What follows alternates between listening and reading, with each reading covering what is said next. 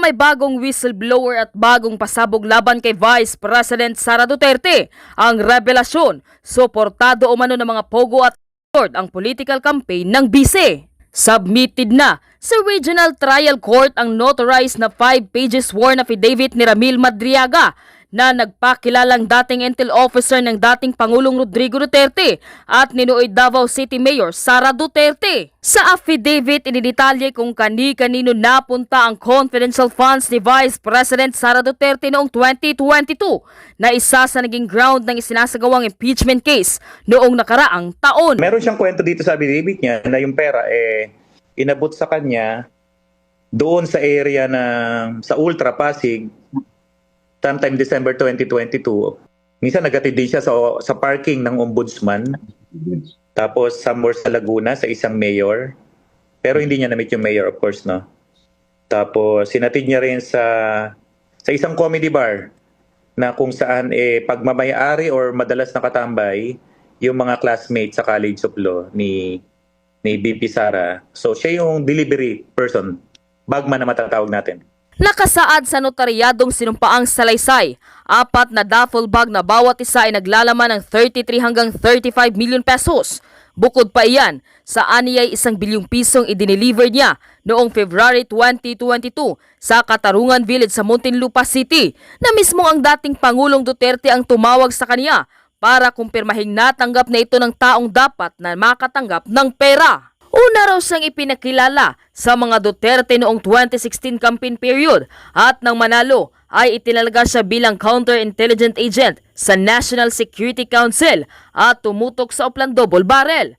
2018 nang ipinakilala siya kay nooy Davao City Mayor Sara Duterte para magbigay ng mga intel report sa kandidatura nito sa pagka-Pangulo. Inatasan din daw siya ng Vice Presidente para itatag ang Inday Sara Duterte as my President o Easy Pilipinas gamit umano ang pondo mula sa Pogo at dealers na di umano naging kabit o nakarelasyon pa ng bise. Katunayan ng Mr. Pa umano ng alkalde ang nag-utos sa kanya para ilabas mula sa kustodiya ng Bureau of Customs ang controversial na magnetic lifters noong 2018 kahit ito ay naideklara ng hack items at kalaunan ay natagpo ang wala ng laman sa Cavite. Ang kwento niya sa akin is that alam niya na droga ang laman noon dahil isang Chinese ang tumawag sa kanya na isa sa kasamahan ni Michael Yang na sinabi kontakin mo si ganito at tulungang ilabas yan. So definitely the moment magsalita yung Chinese na yun, alam niya drugs ang pinararating talaga. Kung hindi drugs, baril.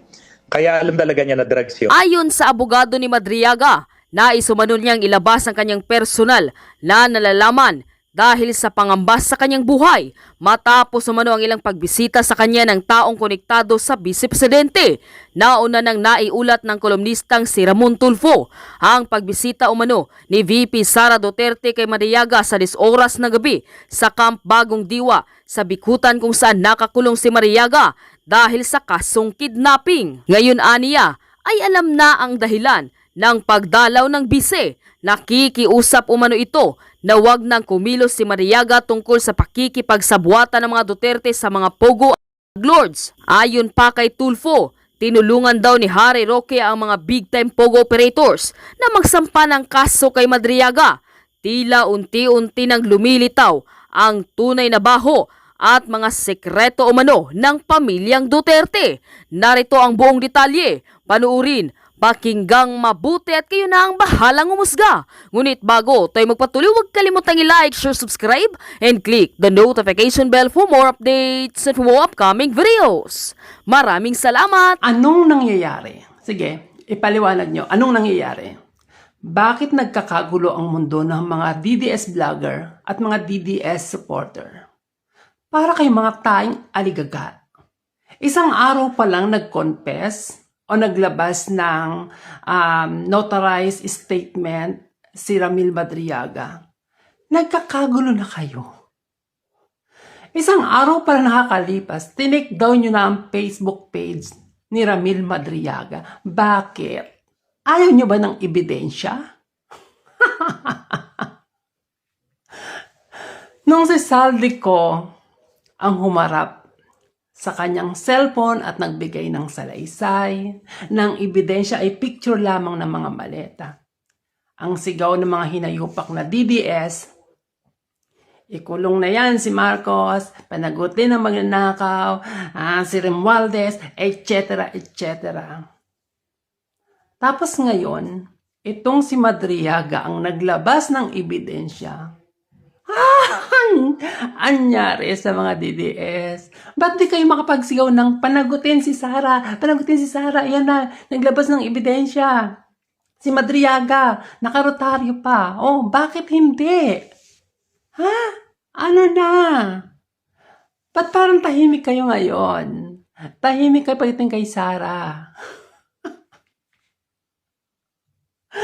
Para kayo mga taing bugris. Buti na lang, napuntahan ko kahapon yung page ni Madriaga. Ini-screenshot ko lahat. Ini-screenshot ko lahat ng mga post niya. At one day, lumuglog lang yung schedule ko. Iisa-isahin ko to. Ita-topic ko to. Imagine 2020, 2022, yung mga post niya, tapos sasabihin nyo, imbento, gawa-gawa. Ay, mga DDS. Mga DDS na tanga. Oh, anyway, ito na. Isa ito sa mga nakuha ko sa in-screenshot ko sa Facebook page ni Madriaga. O mga DDS, doble effort pa ha, doble effort. Gawin nyo pa yung makakaya ninyo. Magbulag-bulagan pa kayo. Panindigan yung pagintang at bobo nyo. Okay lang yan. Okay lang yan. Okay lang talaga yan. Go. Di ba naalala nyo itong si Madriaga, nang lumabas ito, kwininto ko lang sa inyo kung ano yung mga sinasabi nito ni Madriaga. Pero sabi ko, ayaw ko munang maghusga kung mapagkakatiwalaan ba itong si Madriaga o hindi. Alam nyo, mahirap na sabihin ko, reliable yan si Madriaga. Ay paano kung sa bandang huli, hindi naman pala, ay dinapahiya ko sa inyo. Kaya gusto ko anuhan ito, isipan natin. Ngayon, tiningnan ko yung pabor at kontra. Ibig sabihin, inanalyze ko si Madriaga, ano yung mga bagay na pwedeng sabihin mapagkakatiwalaan siya. Yan yung pabor. Pwedeng pagkatiwalaan ito dahil ito, ganyan. Mamaya yan. Pero ito rin yung mga questionable sa kanya. Ito naman yung kontra. Okay? So, yan ang pag-usapan natin ngayon. Kaya, huwag kayong aalis. Huwag kayong aalis. Pag-usapan natin to. Kasi, ngayon kasi, nung una kasi, ayaw kong talakay ng kredibilidad ni Madriaga kasi too early. Unang-una, wala pa tayong masyadong alam tungkol dyan. Ngayon, medyo nadadagdagan na. Bagamat hindi pa naman sobra ang nalalaman natin dyan, pero mula sa mga lumalabas sa social media, sa mainstream media, sige, tingnan na natin, ha? Tingnan na natin.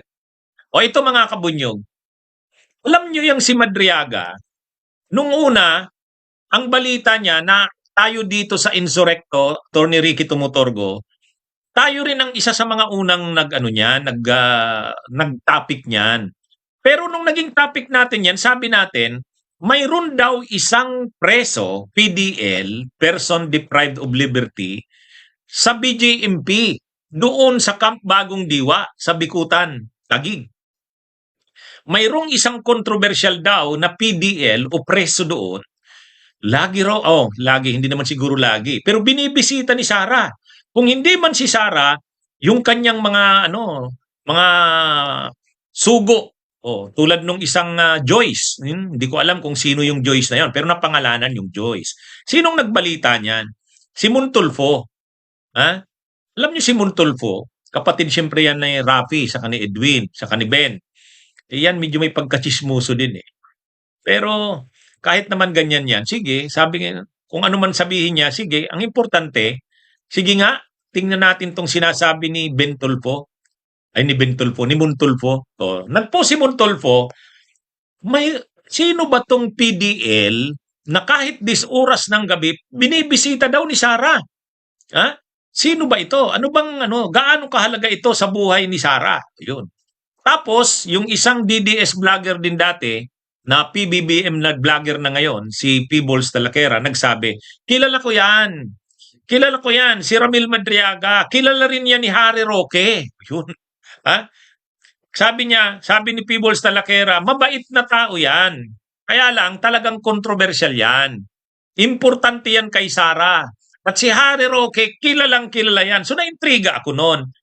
Naintriga ako noon. Sabi ko, bakit nabanggit si Roque? Ha? Wala nga namang tawagan natin si Roque. Hindi na wala naman tayong contact doon. Tapos si Sara nababanggit. O yan. Ngayon, nung bandang huli, lumabas na itong balitang ito. Linabas ng Bilyonaryo News Channel. O, sabi ng Bilyonaryo News Channel, live ito, Kabunyog Ilmonggi. Isang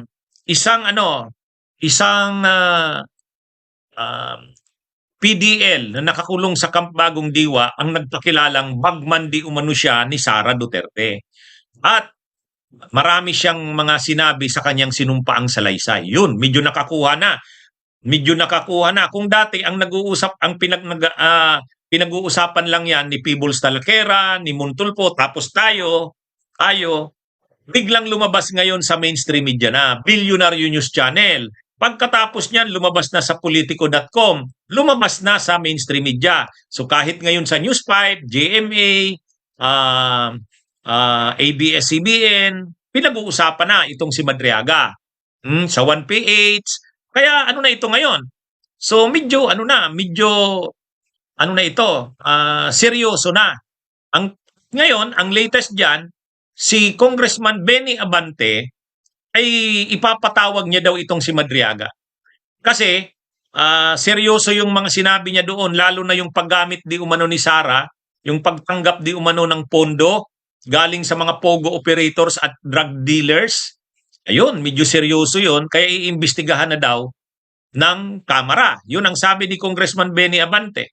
So ngayon ang tanong, may mga nagtatanong na sa akin, Attorney, di ba sabi mo noon, sa tamang panahon, magbibigay ka ng assessment dyan kay Madriaga kung mapagkakatiwalaan ba yan o hindi? O sige, pag-usapan na natin ngayon. Ha? Pros and cons, pabor at kontra, mapagkakatiwalaan ba si Madriaga? Sige, unahin ko muna yung kontra siguro. Okay ba sa inyo yon? Huwag muna yung pabor. Yung kontra muna. Bakit sa tingin ko, medyo questionable itong si Madriaga? Okay?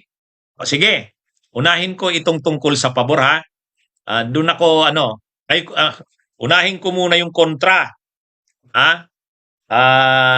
Ano ba yung kontra? Ang una diyan sa kontra, na masasabi ko, una, ang dami niyang sinabi sa kanyang sinumpaang salaysay. Parang lahat na lang naman yata alam niya eh. Parang, medyo napakaano naman nun. Kontra muna tayo, Ilmonggi. Tingnan natin di ba? Parang alam niya lahat eh. Alam niya lahat. Halimbawa, sabi niya, pinadrive siya ni Digong, ni Rodrigo Duterte. Tinawagan siya para i-drive yung yung Grandia na may lamang 1 billion. Grabe. Ibig sabihin nun, malakas siya hanggang sa presidente? Ganun ba yon? Pinadrive daw siya ng isang Grandia eh.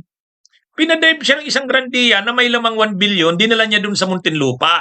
Pagdating niya daw doon, iniwan niya yung susi ng Grandia doon, linagay niya doon sa front wheel, sa kaliwa. Tapos may nag-drive na daw noon. Matindi naman. Matindi. So ibig sabihin, hanggang doon kay Digong may connect siya. Una. Pangalawa, pati doon sa magnetic lifter. Yung magnetic lifter issue kay Manscarpio, alam niya rin yun. Kinausap daw din siya ni Manscarpio. Nag-meeting daw sila sa BGC. Ang tindi naman. Ang tindi naman niya. Pagkatapos, kinausap daw siya ni Sara. Buuin yung isip, yung makinarya ni Sara. Inday Sara is my president. Nung plano sanang tumakbo ni Sara ang presidente. Siya rin ang pinagkatiwalaan ni Sara. Tapos nung nakaupo na si Sara, siya rin yung pinabuo nung Vice President Security Group. Ang tindi naman. Ang tindi pati pagbubuo ng Vice President Security Group. Siya daw ang nagbanggit kay Sara Duterte na kunin sila Nolasco. Si Cornel Nolasco. At doon na rin daw, kinuha na rin sila chika. Siya raw ang nag-training sa mga ito. O yun, matindi na naman yan. Ha? Pagkatapos, siya rin yung nag-drive ng mga duffel bags matapos ma-encash yung confidential funds. Siya ang nag-deliver nito sa isang mayor sa Laguna. Siya rin daw ang nag-deliver nito ng mga duffel bags na ito na milyon-milyon doon sa comedy bar sa Timog. Nag-deliver din daw siya doon sa isang parking ng sa parking ng ombudsman. Ang dami niyang alam. Ang dami niyang alam, mga kabunyog, mga kawan. Yun ang medyo nakakaano to eh. Nakakatakot pagkatiwalaan. Kasi sa bandang huli, paano kung bikoy ito? Yan yon. Alam lahat. Kumbaga, lahat ng issue tungkol sa mga Duterte, alam niya, pwede siyang magtistigo. Pwede siyang magtistigo sa confidential funds. Pwede siyang magtistigo kay Mans Carpio doon sa magnetic lifter. Pwede siyang magtistigo kay Digong Duterte tungkol sa mga pera. Pwede siyang magtistigo kay Sara na mga pogo, mga pundo sa pogo ang ginamit at illegal na droga sa kampanya. Pwede siyang magtistigo sa sa halos lahat ng illegal na ginawa ng Duterte. Medyo medyo nakakatakot ito kasi pagka ganun na kasi napakarami mong alam, lahat na lang ng bagay alam mo, ay medyo magduda ka na. Magduda ka na. Kumbaga tahi-tahi lahat. Sa isang testigo, kuha niya na lahat. Parang SM, we've got it all. We've got it all for you. Kumbaga, anong kailangan mong testiguan ko? Nandito ako, alam ko yan. Ayun, medyo nakakaduda yun.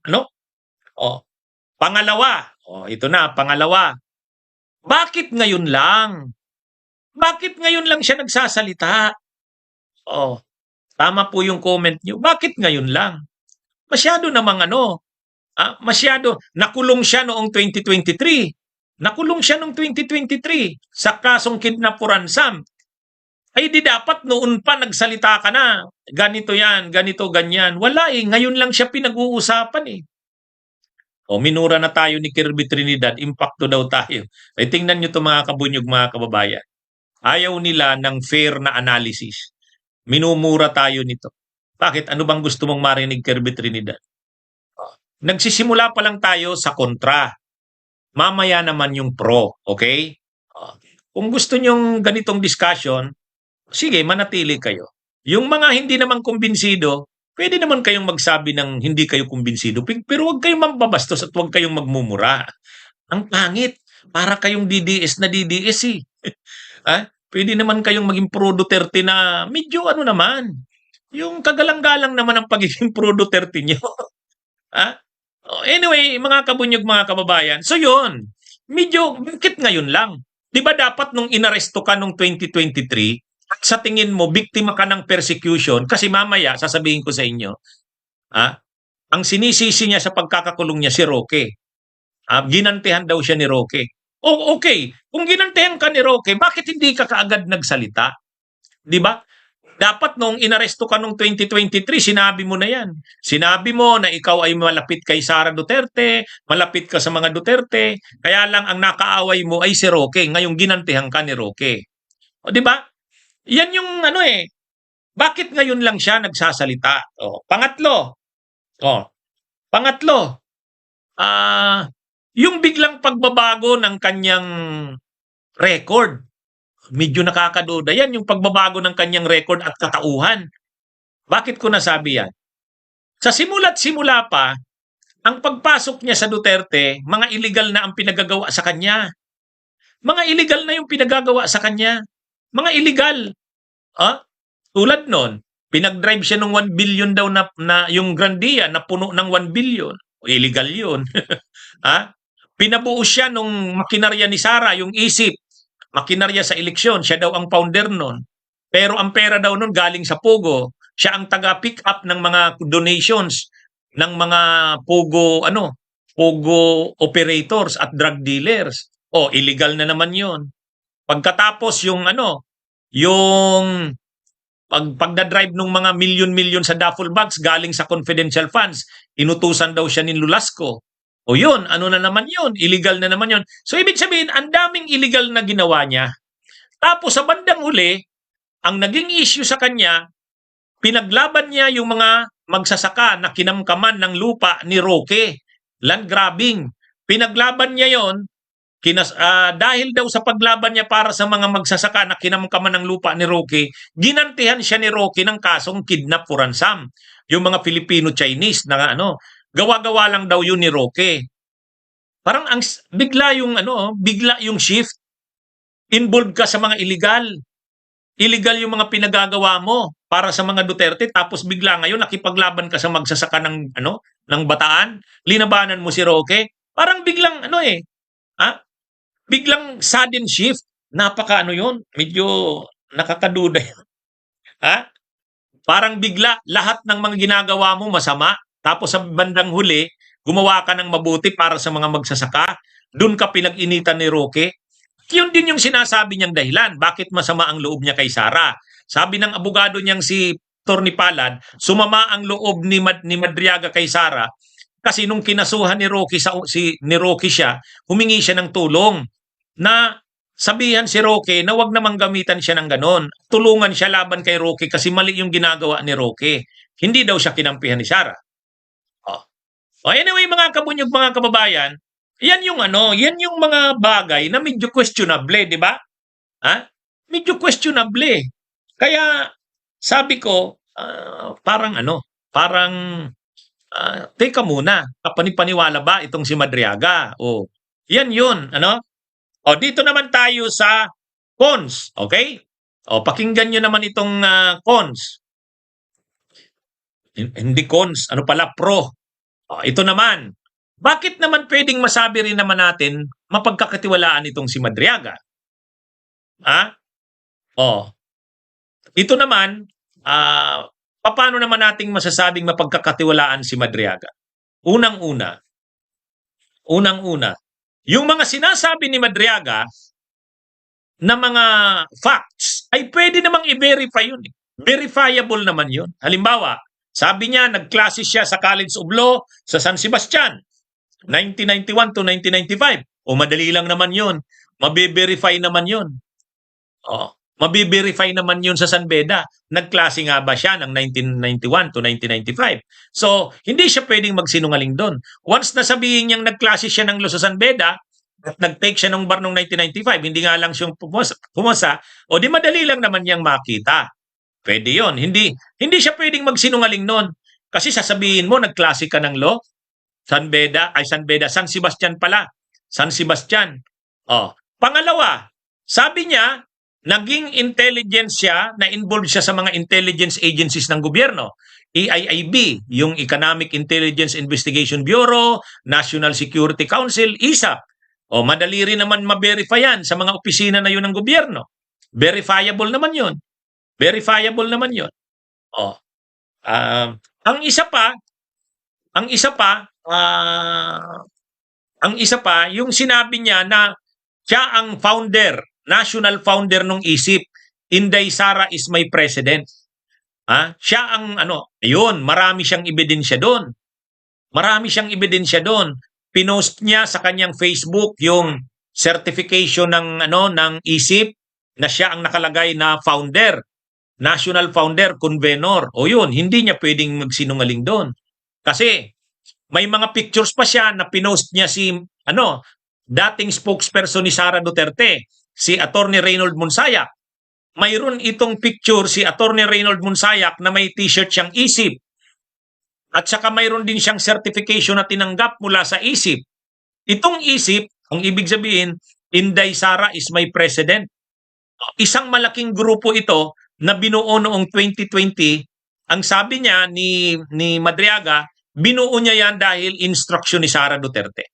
Kasi ang unang plano, tatakbo si Sara Duterte president. So ginawa niya daw yung isip.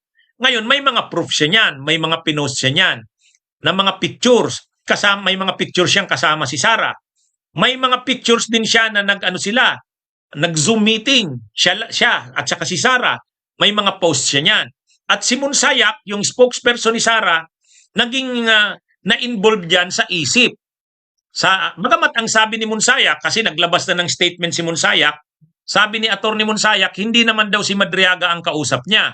Si Attorney Ray Kilala daw. Pero nakalagay yung Attorney Ray Kilala, co-founder lang ni Madriaga. Ibig sabihin, mayor itong si Madriaga. So medyo yon, mga hindi mapapasubalian yon. Nung inauguration ni Sara doon sa Davao, di ba doon ang inauguration ni Sara, nandun din si Madriaga at may mga pictures din siyang kasama si Sara. So, kung isang picture lang yan, tulad ng mga sinasabi ng mga DDS na parang hindi ka panipaniwala kasi ang dali mo lang naman magpa-picture kay Sara. Pero ito hindi eh. Ang daming pictures, kasama niya si Sara, may mga Zoom meeting siya kay Sara, at saka ikaw maging founder ka, convenor ka ng isang grupong yan, ikaw yung nakapirma doon bilang founder, ibang bagay yan. Kaya mga kabunyog, mga kababayan, medyo may pagka rin to, reliable sa bagay na yan. Pangatlong punto natin. Simple lang yan. Sabi ng abogado ni Madriaga, pumupunta daw si Sara sa BJMP.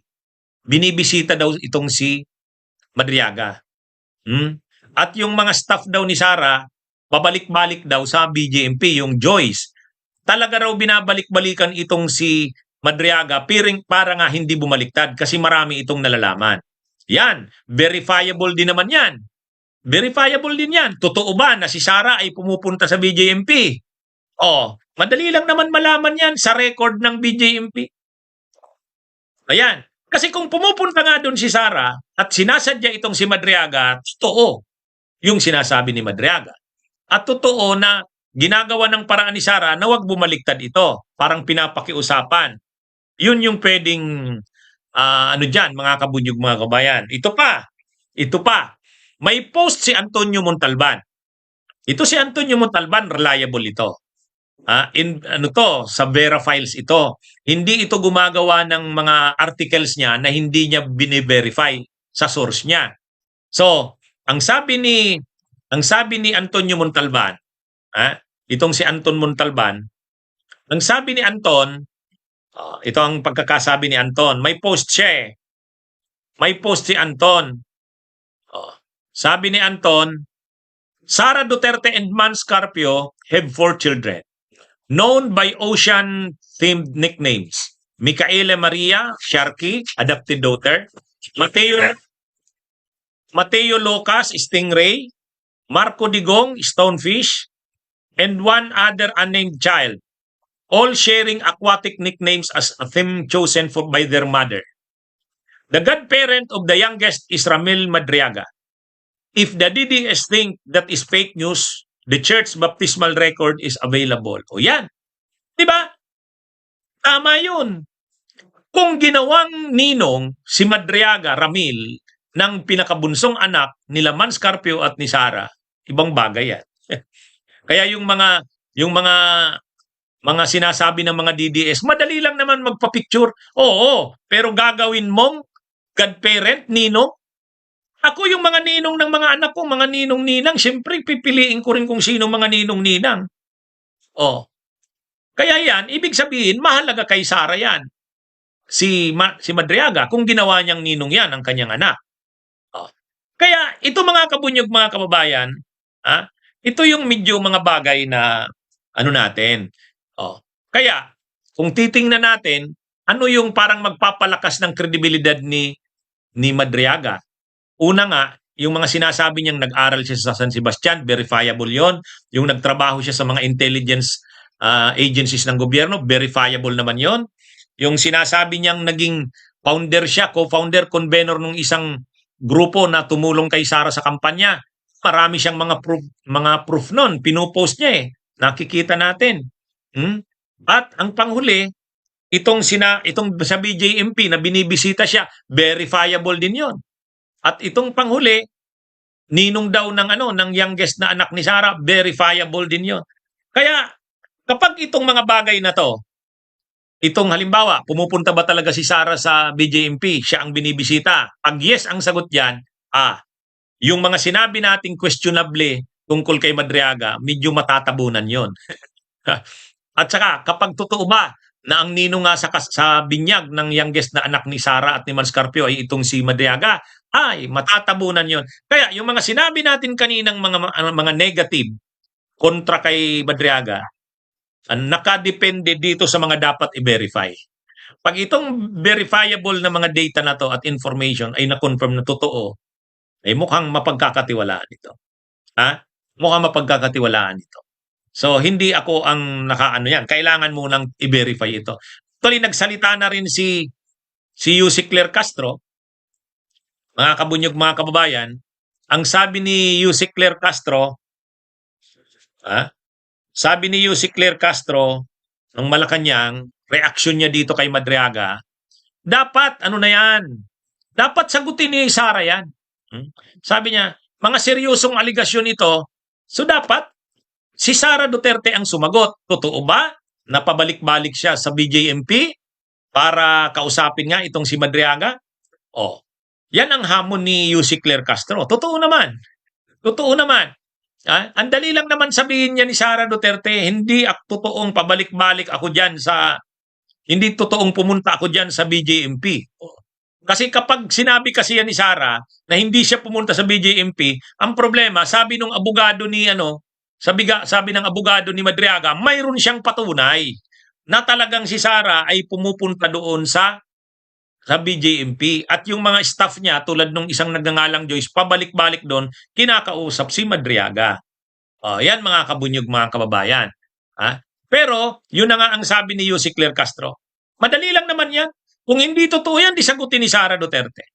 Totoo ba? Totoo ba na si VP Sara, sabi ni Yussi Claire Castro, ay pumupunta ng BJMP? Di sagutin niya yan. Pero ito pa nga, itong reveal ni Anton Montalban na ang youngest na anak ni Sara at Manscarpio, ang ninong ay si Madriaga. Saan mo yun makikita? Makikita mo naman yan dun sa baptismal records eh. Pero si Sara Duterte, pwede na rin sabihin yan, hindi totoo yan. Hindi ninong yan ang anak namin. Di wala na yan. Durog na yan si Madriaga. Di ba? Kung gusto yan na madurog na kaagad yan, maaga pa si Madriaga, ganun lang yan. Hindi totoo na bumibisita ako. Sasabihin lang yan ni Sara eh. Hinahamon ko ang BJMP. Sige nga, makita nyo ang preba nyo na pumupunta ako dyan sa inyo, sa BJMP, para bisitahin yan si Madriaga. At saka, hindi rin totoo na ninong yan ang anak namin. Ilabas ni Sara yun. Ilabas ni Sara yun na ang mga lista ng mga hindi totoo yan. Di wala na yan. Yung kredibilidad kaagad ni Sara ay ni Madriaga, sira na. Di ba? Mga kabunyog, kaya ito, madali lang naman yan. Ang problema sa mga DDS, sa ngayon, sinisiraan nila si Madriaga. Ganito ang linya nila. One, sabi ni Jason Sa, si Madriaga, kaklasmate ni Sara, 1991 to 1995 siya nag-aral sa San Sebastian. Ay nang panahon na yan, high school si Sara. Yun. Kaya kinakantsawan nila ngayon si Madriaga. Totoo yun. Pero, simple lang naman ang sagot doon. Ang mga netizens na rin ang nag-counter. Wala namang sinabi si Madriaga, ang classmate niya si Sara sa San Sebastian. Binasa ko rin talaga yung affidavit, wala namang sinabi si Madriaga na classmate niya si Sara sa San Sebastian. Schoolmate. Ibig sabihin, graduate siya ng College of Law sa San Sebastian. Si Sara, graduate din ng San Sebastian. Pero hindi niya sinabing magka-classmate sila.